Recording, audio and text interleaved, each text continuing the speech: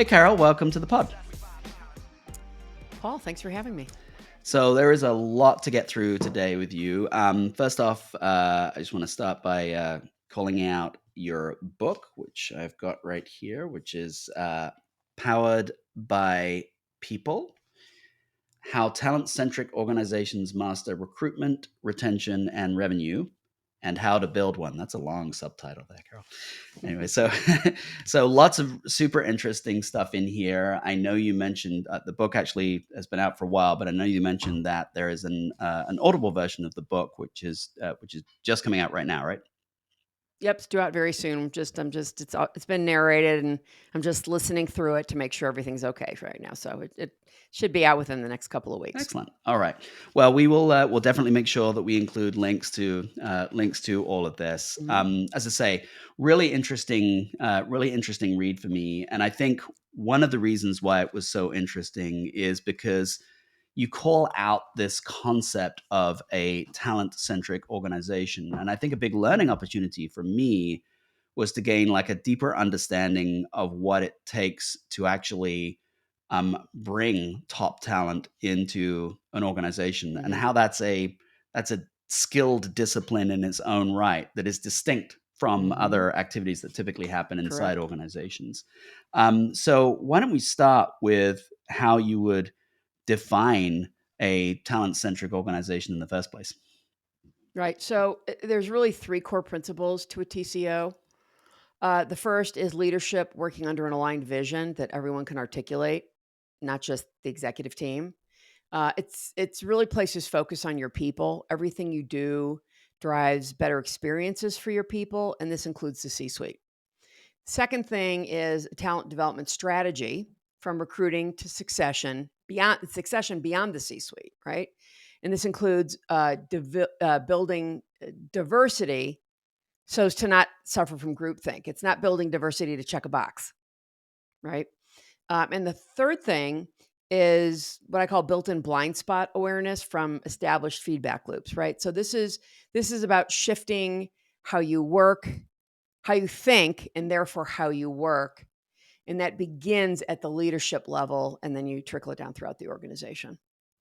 Yeah, really interesting stuff there. I will say that on the podcast, um, gosh, I would want to say about 3 or 4 months ago, we had Phil Libben, who's the Mm. former CEO of Evernote, and he said something on it which struck me. Yeah. He said there's a thing that you, in quotes, learn at CEO school. Obviously, he was being ironic, but he said there's a thing you learn at CEO school, and Right. it's like when you are asked what's the most important thing in your company, you have to say your people.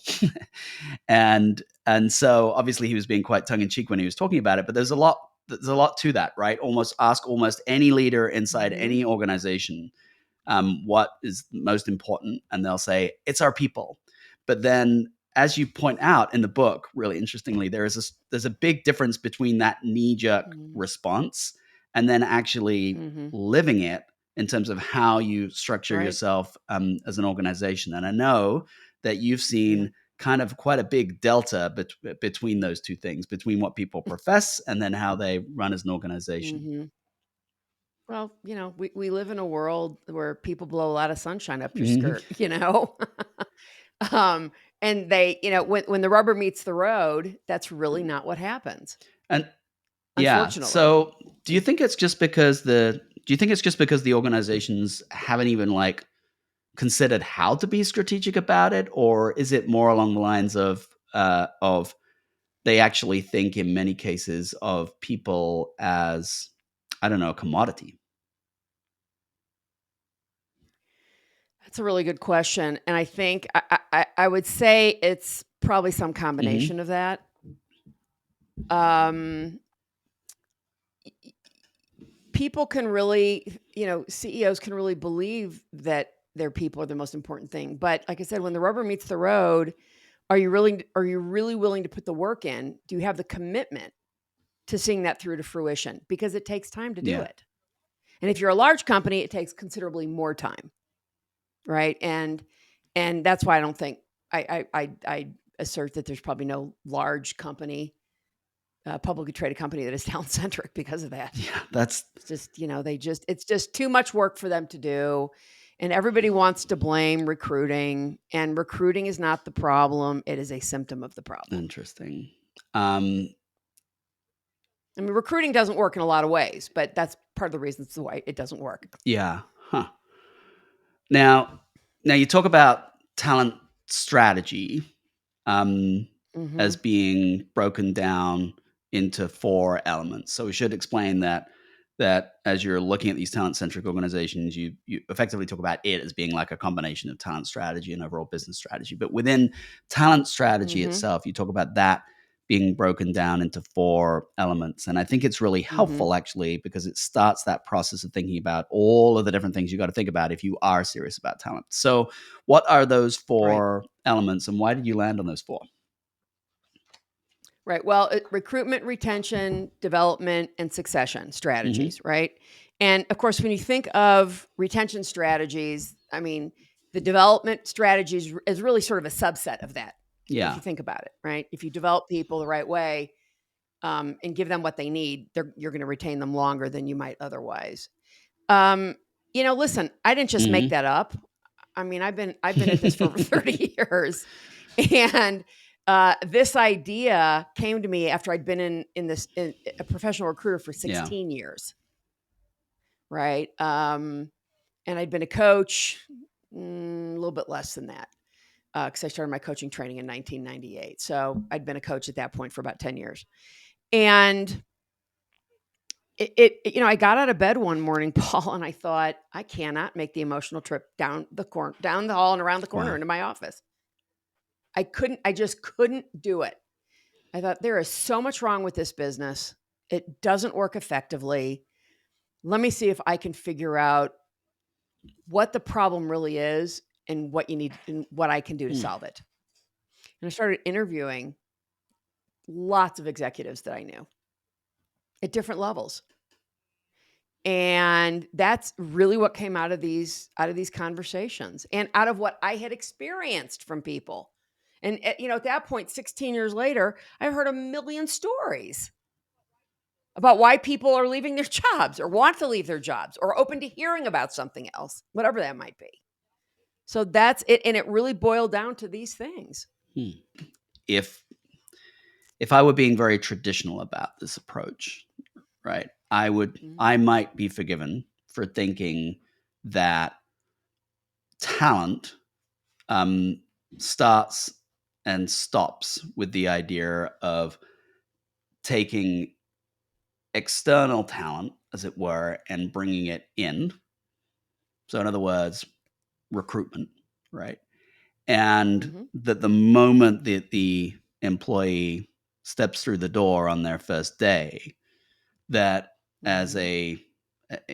in terms of the talent problem is solved, as it were, the moment that that happens. But what you're driving at Mhm. here, which I think is very interesting, is that you're thinking of talent from from the moment that the first outreach happens to the individual, basically up until the last day that that Mhm. individual is employed.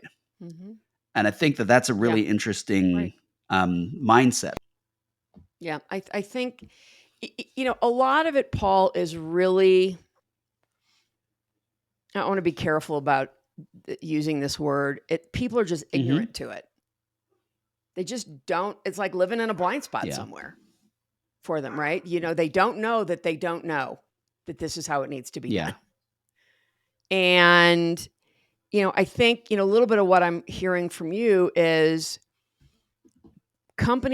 many companies look, I think, and they may not even realize you're doing this, look at people as a yeah, commodity, right? So, you have to look at this process as a comprehensive process, not people are not a commodity. I mean, you might think they are. And there's many businesses who I believe think. I mean, I'm horrified by stories that I hear. yeah. There's Right. a lot of stuff in the news, and has been a lot of stuff in the news over the last year or two, really, about I guess you could call them trends. Things like the quiet quitting thing, and then obviously there's been high profile firings inside particularly many tech companies as well. So Mhm. lots and lots of layoffs that have been announced anyway, larger scale layoffs. So let's start with the quiet quitting piece of this, and I know that you're averse to even these terms, which I totally get, I but I'm am. curious. There was definitely something that was going on during the early waves of COVID, and people were moving from Right. one part of the country, and there were people who were leaving their jobs. What were you observing during that period, during the pandemic? What, if anything, did you see at a human level, at an individual level, that was in some way different? Well, people now had an Mhm. opportunity through no fault of their own or their companies to actually see what it was like to work from Yeah. home. I mean, I knew people that, younger people that moved back in with their parents. They're like, well, if I've got to be stuck here for the next year, why do I want to be stuck in an apartment by myself? So people moved back to their families and got used to it. And companies started realizing, I mean, the smart ones, we better figure out how to make this work, either 100% remote or hybrid. I mean, for my own podcast, I've interviewed founders that founded their companies with remote workers. There was never an office. Mhm. So, I think that has in many ways helped people. I mean, listen, there's pros and cons of everything. And, again, as you said, all these terms, I wrote an article about it that was in Leadership Now. I think it might have been the end of January, called Stop Letting the Latest Trend Dictate How You Run Your Mhm. Company. Because all these things, whether it's quiet quitting, which is about, people really not working very hard and maybe being out looking for a new Mhm. job, even, that's not new. I hate to break the news to you. But I know it's been going on for the 30, almost 1 years I've been in the business. I'm sure it was going on before I came in the Uh-huh. business, right? These are just new terms that are catching on like wildfire, and people think they're new, but they're not new. There's nothing new about any of these Yeah. things. Yeah. I mean, it is interesting, I guess, with the power of social media and just the way in which media has changed in general, Mhm. just putting a name to something can be all you need for it to Right. apparently appear to be a new That's right. trend or whatever it would happen to be. And Mhm. certainly that's been the case for that. But as you say, Yeah. over that period, you do have, people physically moving in some cases thousands of Mhm. miles away from their Yeah. employer. People where their life circumstances are changing dramatically, right? So they were working in a fancy Mhm. office in a tall building where part of the identity of who they were was defined by going up to the fancy office. And now they're doing the same kind of stuff, but they're doing it, to your point, out of their parents' basement or whatever it happened to be. Right. So Right. those are kind of interesting personal changes, but it's happening on a individual by individual basis, and everybody's story Mhm. is subtly different. The one thing that we did see, Right. and definitely as we were kind of speaking to individuals about this, is that Mhm. if there was a collective thing, the collective thing was almost a collective reevaluation, whereby people were just like, Yeah. okay, things are different now. What does that what does Mhm. that mean? What are the new possibilities? Right. So, for Right. example, there's an opportunity for me. What there might be things that are gone, but what is also new. It looks like now I could work for a company based anywhere in the world. That's interesting. That's new, That's right? right. And so I do think that Yeah. that's interesting, and I'm curious Mhm. as to, in that new world, what does it what does it mean for an organization in terms of being able to get top talent these days? Is it easier? Is it Well, I harder? mean, it's well, um, Maybe, maybe not. I would say it depends, which is unfortunately my typical response to Yeah. many things.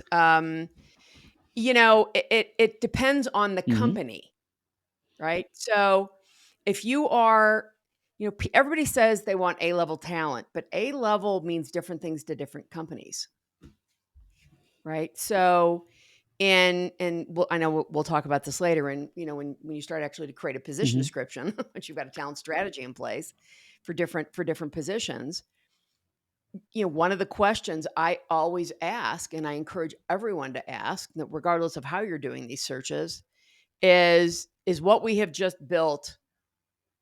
Does that person want to come work Yeah. for us? I mean, that is super, super important. And I just think that it's different for everybody.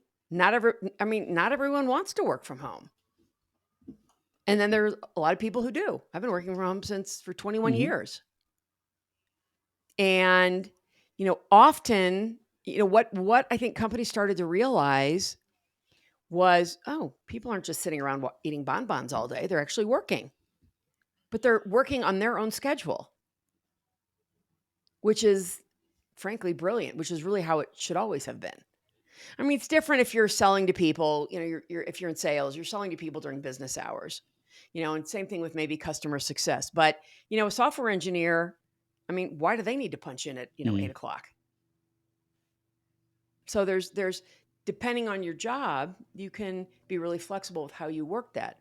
I talked to somebody, it's been in the last 2 weeks. I cannot recall who it was or how this came up, but they said they knew somebody who their company basically demanded they hired him remotely and then demanded they come back to the office, which meant this person had to Mhm. move to a different state. I said, did they give their company the big FU? And they said, no, she really liked the company. I said, wow, that's Yeah. amazing. I'm not so sure. I wouldn't do that, S but so, I one of the things that to me I think is really fascinating about all of this is mhm, if you were living your life on LinkedIn today, for example, hopefully you're not, hopefully mhm, you got better things to do. mhm. But Yeah. if you but if you were, and you were looking at the top right-hand corner of the screen on LinkedIn, which is the bit that shows you all of the Mhm, headlines, you'd probably be mhm, seeing a couple of things, right? The first thing you'd be seeing is, like, every day it's, "This company has just announced mass layoffs. This company has just announced mass layoffs." Started with tech yeah. companies, now, appears to be expanding in other areas. And then the other thing that you'd be, like, learning as well, or hearing would be, to your point just now, this company has changed its remote work policy, right? And gone from a Mhm. position where it's completely permissive of it, and now is dragging Yeah. is dragging people back in. Now, this comes back to Such a your huge point mistake. about, like, trends versus strategies and things like that, which Mhm, I'm completely in agreement. But if you were counseling a frightened employee right now, either somebody who has been, like, impacted by layoffs or is worried about being impacted by layoffs, how should mhm. they be thinking about everything that I just described, all of that information that they're consuming on a day-to-day basis? Yeah, I think, listen, you need to, the typical CYA, right? You need to cover Mhm. your ass. So, any employee really needs to look at what they want out of their own Mhm. career, where they're going. If they're, I think I said it, and in fact, I'm sure I said it in the book because I just listened to the chapter that talked about that. I think it was in chapter 3. Um, and I had this epiphany long, long, long time ago. I mean, probably maybe, north of 20 years ago. Um, it came to me when I was having a conversation with somebody I'd known. He was in first line. He was, I think, a first or second line manager. I can't remember. I think he might have been a first line manager, sales manager at that point. And he worked for a very well known company. And his company got bought by another very well known company. And at the time that they got acquired, I'll never forget this. He was at 130% of his Ah, annual yes, I number. remember this story, yeah. Yeah. Right. And it's in the book. And Um, the minute the other company acquired them, they readjusted his quota. He was now at 80% of his annual number. You're being generous because you name the company in the book. Do I name the company? Yeah. It's IBM. So, okay, I couldn't remember if we had done that or not. I thought we had Yeah. because, I don't have any loyalty to IBM, frankly. And, they could stand to use to learn how to be talent-centric, but that's a whole separate conversation for another podcast. And, and he wasn't the first person who said this to me. I've talked to many people over the years, not in a long, long time, that said, IBM is famous for managing Yeah. your income. Right? So, companies are only, and I hate to say this, you can be as talent-centric as you want, and every company should strive to be that. But companies are really only loyal to you is insofar as it suits their needs and interests. Yeah. Consequently, you should only be loyal to them insofar as it suits your needs and interests. And as I point out in the book, that doesn't mean you should be looking for a job every 2 years. Just be smart and cover your hiney.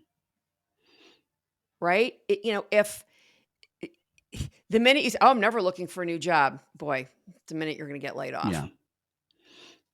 And again, it doesn't mean, I'm not here to say you should be looking for a new job every 2 years, 3 years, 5 years, whatever that is. If a company is really giving you what you need, stay with them your whole career. But don't ever say no to a good headhunter call that wants you to be open to listening to something else. Because you never know when, that 2% of really great recruiters is going to call you up and say, I've got an opportunity for you. They should never say that, but. Now let's speak about it a little bit from the perspective of the employer. I mentioned all those mass layoffs. So curious to your thoughts about what is going on inside these larger organizations, and this is obviously an opportunity. We know, kind of looking into the data, that many of them probably overhired at certain points. Yeah. And now they're using an opportunity to cut back. I will tell you, us having spoken to many folks inside some of these organizations, the hiring in many cases was a little bit not well thought through, and certainly the firing is the downsizing is not very well thought through either. We're very aware of some incredibly talented people that are out in the marketplace right now that have done terrific work inside their organizations. So I'm curious as to whether you've seen much of the same thing. And then, we've already talked about the strategic element of this, but these waves that you see inside these organizations, how destructive can they be over time? Destructive to the company? I don't think that, when a company gets to a certain size, I don't think it's destructive to them. I mean, it's not great for you, and people talk about it, and it gets, now of course it goes out all over social media. But I just, these are waves, right? So it's kind of like our economy goes into a recession every X number of years about. And the people are surprised when we have another one. Exactly right. Yeah. Really? Nobody wants to be in a recession. Hopefully we're not going to go into one. I think we're going to, but we'll see. And it's with companies, it's the same thing, right? And I believe it's primarily, I don't have any figures or facts on this, but based on, again, just looking at what I've seen for the last 30 years, the companies who are doing the primary layoffs are publicly traded companies. Doesn't mean that somebody says, what about Twitter? I'm like, well, they were public. Now they're private. That's a whole separate issue. And it's not that privately held companies don't, because if you're a smaller startup and, you've only got X amount of investment coming in and you've got X amount that you're selling, if you're not, if those numbers don't make sense, you're going to have to lay people off too. But so it does come in waves. And I think it's really important, Paul, that people remember publicly traded companies make decisions based on the stock market, really. Okay. And it's just to be aware that if you go to work for a publicly traded company, this could happen. I had somebody say to me years ago, "Well, I want to go to a publicly traded company because it's more secure." I said, "Where'd you Yeah. get that idea?" I don't think that's the case at all. As we have Yeah. seen, right? Microsoft laid off 10,000 people by Mhm. email. Ugh. I am that boy, that chaps my ass. Mm. There was a way better way to handle that than they did, and they should have handled it in a different way, Yeah. where each person had a conversation with their direct manager. They could have easily done that, Yeah. I mean, and there would have been a lot less bad press, I yeah. think. I mean, I think There you know yeah, you do touch on some really interesting points because I loved how you pointed out that the the damage is actually not that great for these organizations, and there are a bunch of mm-mm, reasons why. And one of the reasons why is actually pretty simple, which is that there are still, you mentioned Microsoft. That's actually my former company, right? You mentioned Microsoft.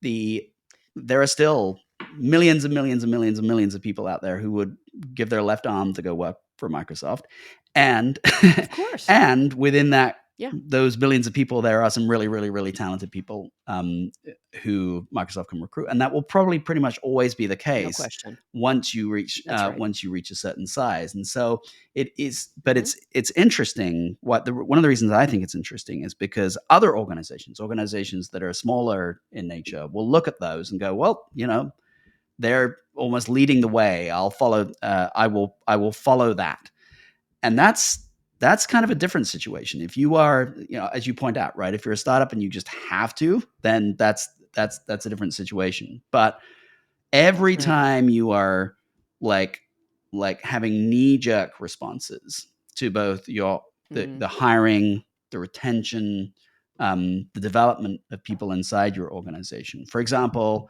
every time that you look at your overall figures and you say, you know what, here's a way in which we can really cut really effectively, is let's just axe all of our training programs. Let's axe every piece of personal development inside the organization. Every mhm, time you do that, that's adding a layer in the narrative that your employees have of you as an organization. And when you're not in a world where you got a million people who will give their left arm to work for your organization, that can mhm. be specific, hugely Very damaging, damaging. right? And so that's the Right, most well, interesting thing for me. Go ahead. you're right, and I've said for many, many years, hiring is far more critical to a small company or a startup than it is to, IBM or Microsoft. They can turn people over, they're not going Yeah. out of business, right? When it happens to a small company, it can crush you. Yeah. So with that in mind, let's talk Yep. about just a couple more things as we finish up here. Mhm. We talked about it a little bit, but I'd just like to go into a little bit more detail. If you're a company, um, like I'm recording this from Tulsa, Oklahoma today, right? And Mhm. one of the interesting things about being in an area like Tulsa, I've only lived here for a year or two, is that you start to realize that um, there are elements of a community like Tulsa that are actually quite localized, and then Mhm. there are elements that have become much more nationalized. So, for example, Tulsa, Oklahoma, is the home of something called Tulsa Remote, which allows people Mhm. and actually gives people up to $10,000 to do this, to come in from other parts of the organization and continue working from wherever they were working previously. So you could come from, let's say, Denver, Colorado, where you are right now, move to Mhm. Tulsa. They'll give you an incentive to do so and carry on working for your company in Denver. Right. So what's Right. interesting is if you now think about that from the perspective of an employer that is in Tulsa, what that means Mhm. is that in the old world, your pool of people that you are going to recruit from is probably people that are, within half an hour or a 45-minute commute of wherever Mhm. your physical office is. And there's good and bad associated with that, right? The good is that pool of people are themselves probably looking for companies that are local. And so you are Right. you are in a sense a small pond. You might be a small fish, but your pond is small is small as well. Right. Now things are fundamentally different, right? In the sense that yes, you can recruit from anywhere in the world, but also everybody that Mhm. happens to be local can go to any company in the world. And do they want to go to your company in Tulsa, Oklahoma? And if they are going to go to your company in Tulsa, Oklahoma, maybe you're going to have to pay more to get them, because if you want the top talent that lives in New York, they're going to expect to be paid like a New York employee Yeah, instead of a Tulsa employee. So this is complicated. And I'm right. curious It to is complicated. like, if you were a company today that was in, say, Tulsa, Oklahoma, and was based in Tulsa, Oklahoma, and have been doing this for 20 years, right? What would you do today to stand out to this pool of employees, to make sure that that pool of employees wants to work for your company? They've never heard of your name. Mhm. They've not got any brand equity or anything like that, but you need to stand out to them. How do you, how do you do that? Well, you have to start building Yeah. it, right? I'm assuming that we can that, that you're not just saying you have no brand equity and, No, no, good no, luck, no. right? So, you have to start building Yeah. brand equity. And I mean, there's lots of ways to do that. I'm sure there's more ways than I can even Hmm. come up with because I'm no branding expert. But what I will tell you is I believe that you get your employees to start going out and talking about your company, how Yeah. great it is. You hire a great PR team to start getting stuff out into your local papers, interviews, um, things like that, articles. You start doing, like, I've got some people I've interviewed on my podcast that they have particular charity work that they do as a Hmm. company. That's very visible, okay, to your Hmm. community. And, those are just some things that make you visible. But by having your people go out there and talk about how great you are and why you're so great, that helps. Yeah. But, for someone like me who would never live in Oklahoma for anything, with due respect to you, Paul, um, for a multitude of reasons, but, I think that but there are a lot of people who are sick and tired of living in some of these big Yeah. cities, and they're thinking, "I'd really like to move somewhere that's traffic's not so bad and people aren't rude and it's not as expensive to live there." Those are people you can get, and a lot of those are really good people because I've talked to people who are sick and tired. I mean, I already know people who are leaving Colorado because of how much it's changed. Yeah. And it's so interesting that you phrase it like that, because it ties actually back to a theme that is mentioned in Mhm. your book. You kind of describe talent acquisition as almost being like a matchmaking activity. It I think is. that's really, really important for leaders, particularly of smaller organizations, to think about it in those terms. Because Mhm. I will tell you that, as with what we do at Billion Minds, where we work on the development of skills for remote and hybrid work, Mhm.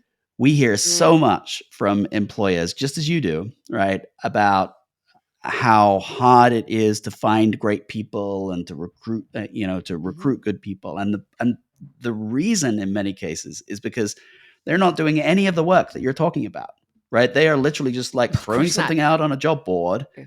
spray and Yeah. pray, right? And just throwing something out Yeah. on five different job Yeah. boards and just thinking, okay, well, that's it. But what you're describing here is a really interesting thing, which is like Yeah. the matchmaking process is about finding a fit between the organization and the people in the organization. And just like there's somebody for Yeah. pretty much everybody in the world when it comes to relationships, there are Mhm. people in most cases, unless you are a terrible organization to work for, there are people for whom the Mhm. fact that you are located here and you do work in this way and so on would be a good fit. But they're not going to know that That's right. unless you do the work to let people know And go what you find them. are as an Yeah. organization, Yeah. what you are as a group, Mhm. what the role is as a job, what a position is. I love how you frame it differently in terms of like a position description versus a job description. So it's Mhm. almost a mindset thing, isn't it? Yeah, it's interesting. When like I said earlier, somebody said to me once, "Well, what is when CEOs call you, what do they think their problem is?" I said, "Usually they think they have a Yeah. recruiting problem." You can't I mean, y matchmaking, as you put it, as I put it, it's sales. There's a lot of Hmm. sales in it. Great recruiting is sales. Would you even remotely think of putting your sales organization underneath human resources? Not in a million years. So why in the world is they well, because they both have to do with people? Well, sales has to do with people. They all have to do with people. Yeah. People have got to start looking at it a different way. So, Um, I want to finish up with a very quick discussion on skills because I know that's important to you, and obviously it's mhm, very important to us as well. And you make a couple of yeah. important points on this. So the first thing that struck me is you're connecting a lack of professional development with disengagement. And this is something we've Mhm. seen absolutely as well. And Yeah, of it's course. it is true that people quit their bosses, but in a broader sense, what we found is that people quit an experience, and an Mhm. experience that you want is one where what most people want is one where they can continue to grow and develop as a human being. And Right. what role does your Mhm. organization play within that is extremely important. So we've seen that too, and I just want to kind of call that out. The other thing that you Mhm. point out, which I think is fascinating, and it's a stat that I've seen before, but I'm not sure a lot of people have, which is that 40% of internal moves, even high potential employees, result in failure. So, classic example of that could be like an individual contributor inside an organization that becomes a manager and then fails. Yeah. I think a lot of organizations tend to think about this as being very black and white, i.e., there are just like great people, and if you put great people in any position, they will thrive. But in Mhm. reality, of course, what we see is something quite different. You can have really top performers, and you move them from one place to another, and then they don't. So I'm just I'm curious as to what you think that means, that we need to do. Well, I mean, we need to when we move people into new roles, we need to Yeah, train them and develop them. I mean, this is the whole reason why that's one of the 4 points. It's so important in what a talent-centric organization is. And I mean, like you said, we've both seen it. I've seen it countless Mhm. times over my career. Oh, great individual contributors. One of our top sales guys, we move him into management. He's a complete failure. Or even let's not afraid a story. I think this story's in the book. Um, Somebody that I knew very well. Had just moved into from second line management to the head of North American sales at his company, and he moved 5 people into second line management, and he said, Carol, I got lucky because 4 of them succeeded. He said, because first and second line management is Yeah, very different, right? Because in first line management, you're managing individual contributors, or in this case, salespeople, right? And as a second line manager, you're managing managers. yeah. So that's very different. Managing managers is very different than managing individual contributors. And each of these guys I think had a $60 million quota, or maybe it was I can't remember how much. Maybe it was 250, something like that. It was like I don't the figures I think are in the book. And this guy failed, and it was I think it was a $60 million loss is Wow. what it was. Right. So the development piece is so important. And you may have somebody inside the company who can do that, and you may need to bring in a third party Yeah. consultant or coach to do that kind of work, because it's different. You know, I'll just mention one thing to back it up in terms of what we've seen in our research as Hmm. well. So we have a term for it actually inside our organization. We call it the fish out of water effect. And the Hmm. reason that we use that term is pretty simple, which is that fishes are generally pretty good fishes. And so what you're effectively doing when you move somebody from one environment to another is you're measuring them based on how good a fish they are, and then you're basically pulling them out and putting them onto land, and then expecting them to thrive. We use that Yeah, imagery because it's just so, like, when you start to think about it that like that, it is so illogical to do, right? It is so illogical to of think about it course. in that way. And where we're seeing exactly the same thing is interesting is when you take people, for example, that were managers in a traditional organization that was not hybrid or not remote. And they've spent Mhm. 15, 20 years building up a set of skills that allows them to be an in-office manager. And then you make the entire Right. team remote. Now they are the proverbial fish out of water. They are now trying to use the same skills that they built that have been super Mhm. successful for them, and they're flapping away like crazy trying to swim, and they can't because they've been put Right. into an entirely different environment. And so we just Yeah.